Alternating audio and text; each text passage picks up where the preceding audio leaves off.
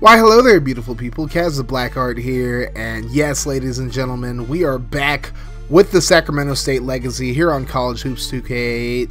I know a lot of you guys wanted me to bring this series back, and with the college basketball season just underway, I figured I might as well bring this series back now. And it's all going to begin with a recap of the Year 2 offseason, as well as Sacramento State's Hornet Hoopfest, which is their equivalent of Midnight Madness.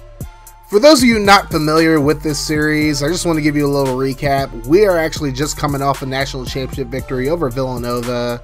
That game is actually going to pop up in the top right corner right about now, so go check that out after you watch this video. It was an amazing game. Came down to the last few seconds, but definitely worth the watch. And again, it should have already popped up in the top right corner. I'm also going to put it in the description as well, so make sure you go check that out when you had a moment.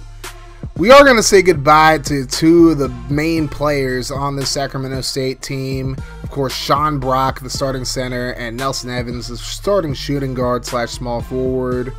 These two played a huge role in Sacramento State winning the national championship, and they will definitely be missed, but it's time to move on from them. And I did have to boost up their ratings a little bit to get them to enter the draft. So that's what I'm doing here, just showing you guys that. Boo Ramsdale out of UCLA wins Player of the Year. He had 28.5 points per game, about 6.9 rebounds per game, and he was an absolute monster for the Bruins. And Cardell Love was the mid-major Player of the Year. He had 29.7 points per game and 7.4 rebounds per game for Gonzaga. And I believe he entered the draft as well. So great career for Cardell Love, but he's calling it quits after falling short of a national championship. Villanova's head coach ended up winning Coach of the Year, and he definitely deserves it. Villanova had a great year and just fell short of the natty at our hands. Shawn won Defensive Player of the Year, 9.1 points per game, 11.7 rebounds, 1.2 steals, and 2.3 blocks. Ramsdale also won Big Man of the Year, so good on him getting 2 awards. Blake Forte, who we had to deal with in the national championship, won Freshman of the Year. Now, we didn't have anybody go first team All-American for the team, unfortunately. As you see, Love and Ramsdale are there. Nelson Evans did make second team All-American, however, at shooting guard, and he definitely deserved it. Had an amazing season. We didn't have any freshman All-Americans either. I mean, our only freshman that was really productive was Bill Queen. Nelson Evans did win Conference Player of the Year. Scott Osborne out of Portland State ended up winning Conference Freshman of the Year. And no surprise here, as Nelson Evans and Shawn both made first team All-Conference. Clarence Foster and Frank Leno made second team All-Conference. And surprisingly enough, Bill Queen did not make the freshman All-Conference team, which was kind of shocking to me. But we already discussed Evans and Brock leaving the team. But we also had 3 other guys leave the team as well. Matthew Fernandez, Victor Van Vector, and Thurgood Grady all decided to transfer from the team, citing lack of playing time. Fernandez is heading to UC Davis, who will probably play against the next few years. He's not going to be playing this year because he's a transfer, but we'll definitely see him next year. Victor Van Vector transfers to South Alabama. We'll definitely have to schedule those guys in year 4 as well, just so we can see him. And Thurgood Grady's transferring to Savannah State. I don't know where that is, to be honest with you, but I guess we'll play against them as well. So, just taking one last look at the stats for year 2. Nelson Evans led the team with 25.7 points per game. Clarence Foster with 16.4 to finish second. Shawn had 11.7 rebounds per game to lead the team. Leno had 6.2. Evans had 5.1. Bill Queen had 4.9. And Brock also led the team in assists, with Sokolov finishing second, Terksein third. And as far as steals go, Evans led the team with 2.1, Foster had 1.8, Leno had 1.7. So a very tenacious defense for Sacramento State. And once again, Evans and Brock will definitely be missed. So now we take a look at a few guys that we were recruiting with 3 open spots, having the 3 guys transfer that transferred. We're looking at Mark Gibson. He's the 4th ranked center out of Phoenix, Arizona, 6'11", 229. And he's an A potential, as you see as well. I mean, this dude is definitely a guy that we can look to replace Brock. Even though Queen was supposed to be the replacement, I mean, you can't go wrong with a 4-star recruit. And having just won a national championship, I mean, I'm sure there are a lot of guys who want to play for Sacramento State. We're the only team to actually offer him a scholarship, and we're the only team interested in him, which is kind of crazy. But we're going to look to bring him in. Benny Bill's another guy, and I'm not just a fan of him because of his name. He's out of San Francisco, California. Not a very highly ranked recruit. He is a 4-star, but he's the 21st best small forward. He averaged 13.6 points per game and 10 rebounds per game while playing in the ABL. And we ended up signing another guy named Earl Swoger, who you're going to see in the Hornets Hoopfest game. And we also picked up Gibson and Bills as well. So this team is definitely on the rise. We just added 3 really good freshmen to the team.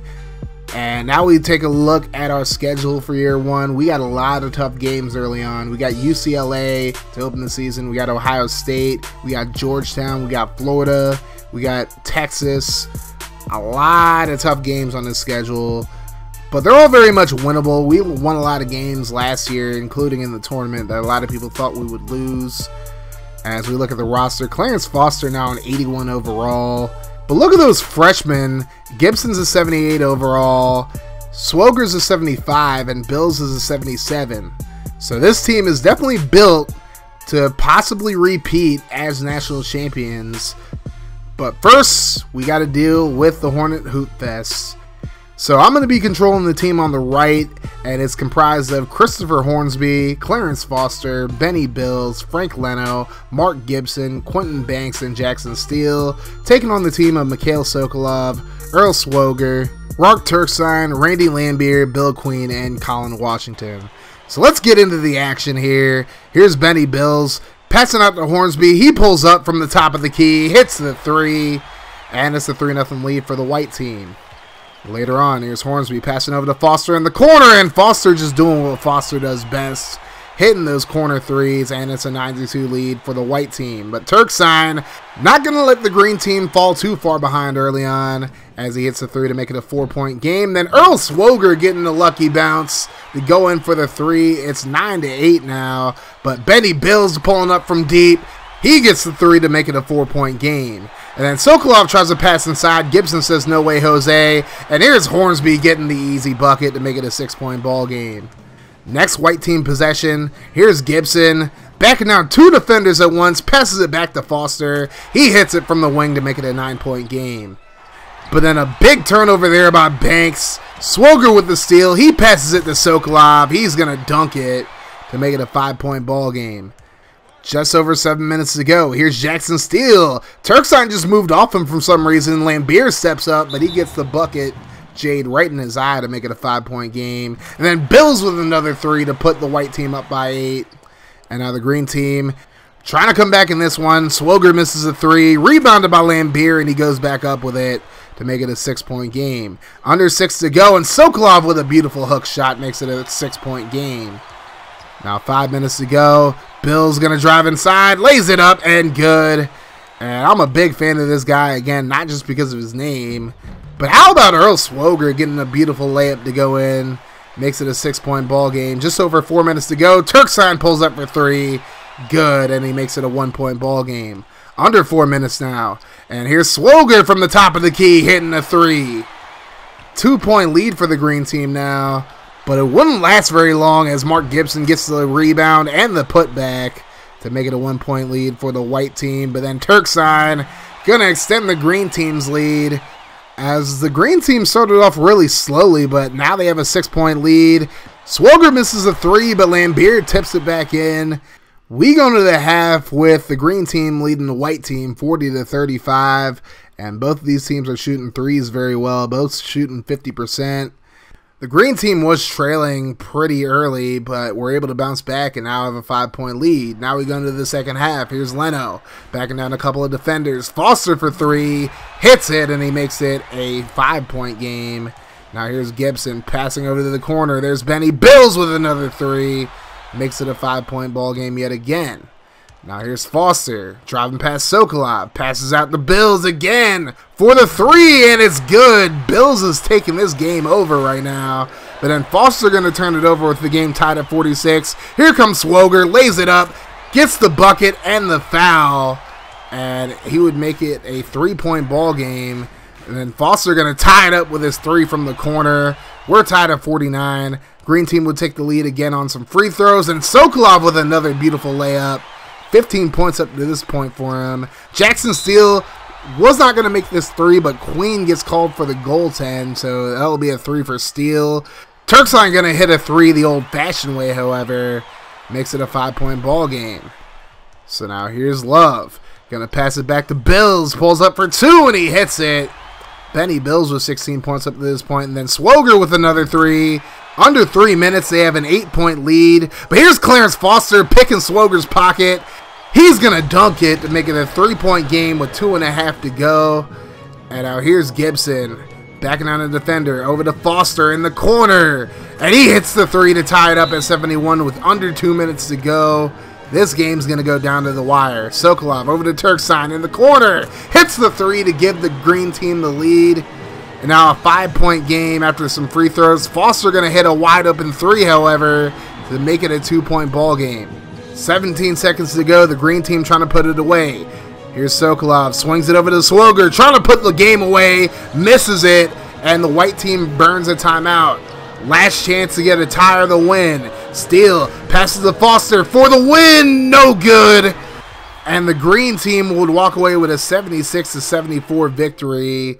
Really good game from both of these teams. Foster with 37 points to lead the team.